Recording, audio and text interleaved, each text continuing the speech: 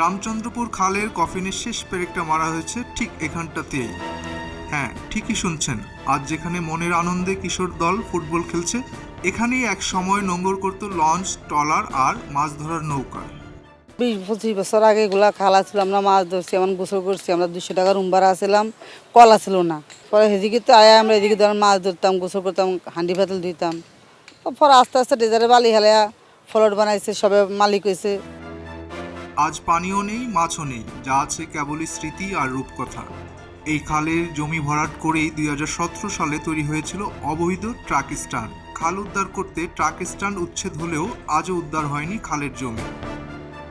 এই বালুভর্তি জমিতেই গানের স্কুল সুরের ধারার নামে বহুতল ভবন নির্মাণ হচ্ছে, যার প্রতিষ্ঠাতা রবীন্দ্রসঙ্গীত শিল্পী রেজওয়ানা চৌধুরী বন্যা। বন্যা কি সত্যিই খালের জমিতে ভবন নির্মাণ করছেন? এই প্রশ্নের উত্তর খুঁজতে খবরের কাগজ ডিজিটাল টিম বের হয় অনুসন্ধানে।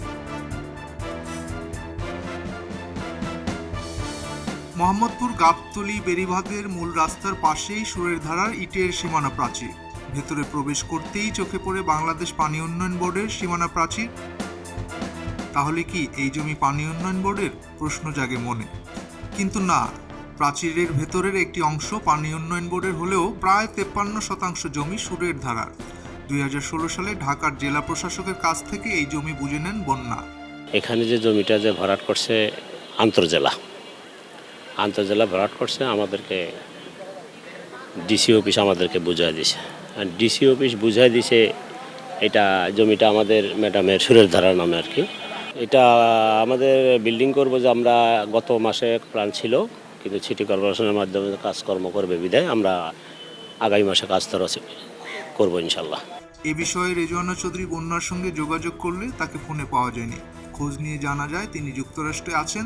তার হোয়াটসঅ্যাপে কল করে টেক্সট দিয়েও কোনো সাড়া পাওয়া যায়নি। গত মাসেই এই জমিতে 12 তলার ভবন নির্মাণের কাজ শুরু হওয়ার কথা ছিল। রাজুক থেকে প্ল্যানও পাস, কিন্তু হুট করেই কাজ থেমে যায় ডিএনসিসির খাল উদ্ধার অভিযান শুরু হলে। তাহলে কি এই জমিও খালের সীমানার ভেতরে পড়েছে?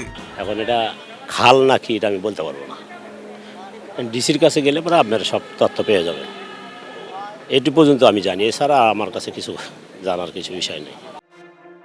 আমরা কথা বলি স্থানীয় বেশ কজন বাসিন্দার সাথে। তাদের অধিকাংশ দাবি করছেন সুরের ধারা যে জমি দখল করে আছে এটা খালের জমি, এ বিষয়ে কোনো সন্দেহ নেই। জাতীয় নদী রক্ষা কমিশনের প্রতিবেদনেও একই কথা বলা আছে। রামচন্দ্রপুর খালের একটি অংশ উদ্ধারের পর খালটা বর্তমানে যে পরিমাণ দৃশ্যমান হয়েছে তাতে স্পষ্ট দেখা যায় সুরের ধারার স্থাপনা খালের উপরেই আছে। ঢাকার জেলা প্রশাসক আনিসুর রহমানের ফোনে যোগাযোগ করলে তাকেও পাওয়া যায়নি। মেসেজ পাঠিয়েও মেলেনি কোনো উত্তর। তবে তিনি সম্প্রতি একটি বেসরকারি টেলিভিশনকে জানিয়েছেন তারা চেষ্টা করছেন কিভাবে সুরের ধারার স্কুল না ভেঙে খালটির পানি ভিন্ন দিকে প্রবাহিত করা যায়। একজন জেলা প্রশাসক কি খালের জমি কাউকে বরাদ্দ দিতে পারেন? কি বলছে দেশের আইন আর সংবিধান?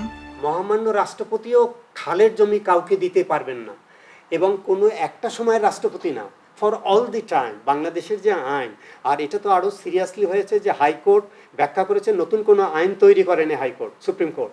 তারা এক্সিস্টিং যে আইন কানুন ছিল মানুষ অপব্যাখ্যা করে, সেই জায়গাটায় তারা ক্লিয়ার করে স্পষ্ট করে দিয়েছে দিস ইজ পাবলিক প্রপার্টি, এবং পরিবেশ ইকোলজি যেটা আছে আর বায়োডাইভার্সিটি সেটা সংরক্ষণ করতে হবে। এটা হচ্ছে রাষ্ট্রের দায়িত্ব। তো রাষ্ট্রের দায়িত্ব নির্বাহ করার জন্য time to time governance system আছে, গভর্নমেন্ট আসে। কিন্তু ডেপুটি কমিশনার যদি বলে থাকেন, আমি দুঃখজনক হল আমিও তো ডেপুটি কমিশনার ছিলাম, এইটি ডেপুটি কমিশনার আইনসঙ্গত কথা বলেননি, এবং এইটি তিনি যদি করেন তাহলে যে ডেপুটি কমিশনার করছেন তার বিরুদ্ধে মামলা হতে পারে, এবং ক্রিমিনাল মামলাও হতে পারে, এবং এর কারণে তিনি জেলও যেতে পারেন। এখন সমস্যাটা হচ্ছে আমিও যদি এই সকল কাজ করি আমাদের বিরুদ্ধে কোনো অ্যাকশন হয় না। এখন হচ্ছে কি in action of the respective, আর একটা মিসআন্ডারস্ট্যান্ডিং। এই যে দেখেন, মিস ইন্টারপ্রিটেশন, আমি অমুক আছি আমাকে দেবে কেন। সুরের ধারা তো আমার তো রেজওয়ানা চৌধুরী বন্যার যেটা গান আপনি দেখেন, সে পদ্মশ্রী অ্যাওয়ার্ড পেয়েছে, ইত্যাদি পেয়েছে, আমাদের গর্ব, আমরা তাকে ইয়ে করি। এই গান আমিও তো বারবার তার অনেক গান আমি শুনি। তো আপনাকে আমি বলবো যে ওনারও উচিত, আমি জানি না, উনি নদীকে বন্ধ করে দিয়ে ওনার সুরেই তো বন্ধ হয়ে যাওয়ার কথা। সাদিক আগ্রহকে যখন তুলে দিয়েছে, এইটা তো একটা আনডাউটেডলি এটি একটি ভালো। এর পিছনে কী কারণ আছে আমি জানি না, কিন্তু থেমে থাকলে তো হবে না। আর যেটা আছে ওখানে শুধু সুরের ধারা না, যে ধারাই ওখানে থাকুক, শুধু পানির প্রবাহের ধারা থাকবে, আর বাকি ধারা সব ওখান থেকে উচ্ছেদ করে দিতে হবে। অবৈধ স্থাপনা ভেঙে উদ্ধারকৃত জমির কিছু অংশ শিশুদের খেলার মাঠ ও পার্কের জন্য নির্ধারিত বলে এরই মধ্যে একটি সাইনবোর্ড লাগিয়েছে ডিএনসিসি। ঢাকা জেলা প্রশাসকের আরেকটি সাইনবোর্ড দেখা যায়। অন্য আরেকটি সাইনবোর্ড মোহাম্মদপুর নতুন থানার নামে। সিএস ম্যাপ অনুযায়ী রামচন্দ্রপুর খালের মোট দৈর্ঘ্য 3.65 কিলোমিটার।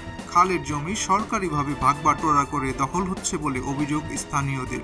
এই দখলবাজি বন্ধ করে খাল রক্ষায় সবাইকে এগিয়ে আসার আহ্বান পরিবেশ কর্মীদের। আপনারা সবাই জানেন আমাদের মাননীয় প্রধানমন্ত্রী শেখ হাসিনা তিনি নদী, খাল, বিল পরিবেশ সংরক্ষণের জন্য একেবারে জিরো টলারেন্স নীতি ঘোষণা করেছেন। একই সঙ্গে আমরা পরিবেশ কর্মী যারা, পরিবেশবাদী যারা আছি, তারা কখনোই আমরা চাইবো না কোনো খাল কিংবা কোনো লেক কিংবা কোনো জলাশয়, কোনো পুকুর, কোনো নদী ভরাট করে যে কোনো প্রতিষ্ঠান গড়ে উঠুক, সেই সব প্রতিষ্ঠান উচ্ছেদ করতে হবে এবং খালের জায়গায় খালকে ফিরিয়ে দিতে হবে, নদীর জায়গায় নদীকে ফিরিয়ে দিতে হবে। এখানে কোনো আপোষ চলবে না। খালটি তুরাগ থেকে উৎপন্ন হয়ে রামচন্দ্রপুর মৌজার রামচন্দ্রপুর, রায়ের বাজার বধ্যভূমি ও সামরিক কবরস্থানের ভেতর দিয়ে গিয়ে পড়েছে বুড়িগঙ্গায়। এ খালের রক্ষণাবেক্ষণের দায়িত্ব বাংলাদেশ পানি উন্নয়ন বোর্ডের। স্থানীয় বাসিন্দাদের দাবি, মৃত এই খালটির উপর তৈরি সকল অবৈধ স্থাপনা ভেঙে পূর্ণাঙ্গ খালটি যেন উদ্ধার হয়। আবারও যেন এই খাল দিয়ে স্বচ্ছ পানির প্রবাহ বয়ে চলে, মৃত খালে যেন প্রাণের সঞ্চার ফিরে আসে। এলো খবরের কাগজ, নিখাত, নির্ভীক, নিরপেক্ষ।